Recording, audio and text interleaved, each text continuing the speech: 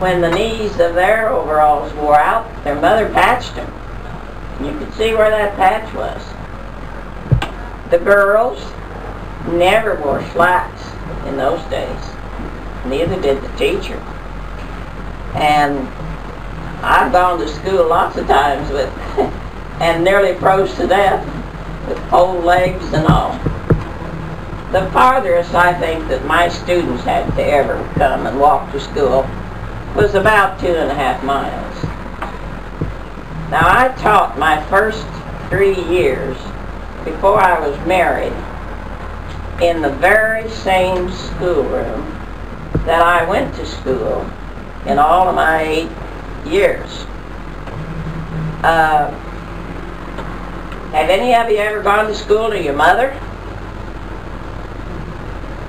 No? Well,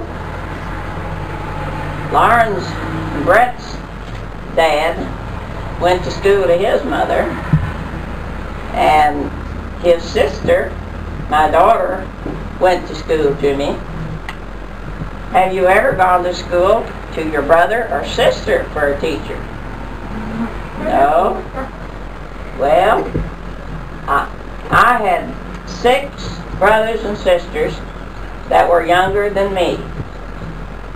And I never had all 6 of them at the same time, but they all went to school to me. But we didn't have any problems. Larry, Lauren and Brett's dad, always said he went to me only 1 year, and that was in the 5th grade. He always said that was the hardest year of his life. He didn't get by with anything, you know. Well, now I'm going to go back and tell you a little about the inside of that school. We had a great big stove. We didn't have a furnace either. We sure didn't have any air conditioning. And oftentimes in the corner of the room stood a great big stove. Sometimes it burned wood, but mainly I burned coal. Now, teachers had it kind of hard. They had to carry their own coal in, carried those ashes out, had to come early in the morning when it was cold weather and start the fire, get the fire going. At night I'd fill it full of coal so it would kind of stay warm during the night. And we had a well out back of the schoolhouse, and that's where everybody had their own cup. I'm not sure how sanitary it was. Had their own drinking cup in the house. We'd go to the well, somebody would pump, and everybody would drink their water and whatever they wanted. Then when it got real cold, we had a little water cooler in the house, and I'd fill it up in the morning and so they could get a drink whenever they wanted to. Now, in that school, at this time, we were, one-room schools were just scattered around. Oh, now this was just absolutely out in the country. The closest town, which was just a little town, was about 5 or 6 miles from us. But there was another rural school about 5 miles in this distance, another rural school about 5 miles up that way, and that's the way it was all over, everywhere. That's how thick the one-room schools were. And so I always was fortunate that I taught in the school where, well, I taught 8 years in the school where I went to, you know, when I was young. But I walked to school too, I had to know. 1 year I taught 5 miles from home, and I rode a horse.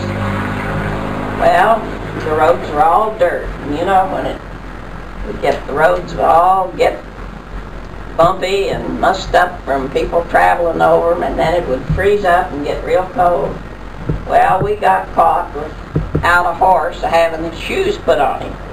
Now the shoes on that horse would keep him from sliding and slipping it off.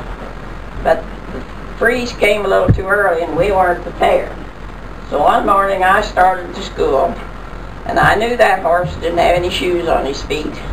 And I was riding over along the side of the road where it wasn't quite so bumpy. And you know what that horse did? He slid right off in the ditch with me. Well, I got off, pulled him out, he got out. But I was afraid to get on him then, but I just led him the rest of the way to school. Well, this very same school, once we got caught with a sleet storm. And the children would just slide to school or come on their sleds. So that's exactly what I did. My husband had a flexible flyer which would hold 2 people, great big thing. So he'd start out to school with me, and it was up, down one hill, down another, up one hill, down another. So we'd get on there, and he'd get on front, was the driving, and I'd get on behind him, and we'd go down those hills. There was a bridge down there at the foot of the hill. I used to almost pray out loud that I hoped that we'd hit that bridge and didn't go off in the stream, and we didn't. We'd go part way up the hill. Well, he'd go so far with me, and then he'd get over the worst of it. He'd go back home, and I'd go on to school pulling the sled. And when I came home that night, well, I'd ride down the hills, walk, pull up the hills. The boys and girls were ages from about 5 or 6. The oldest I think I ever had in the 8th grade was about 15. Now all the grades came to our school.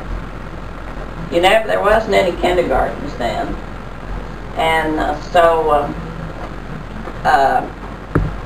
when the first graders, there happened to be 1 or 2 first graders come to school, I had to spend about 2 months teaching them to use scissors, how to cut out, do a little artwork, their ABCs, how to write to 10, and all that sort of thing. Just a lot of the things that you learned in kindergarten, or some of you maybe have gone to preschool.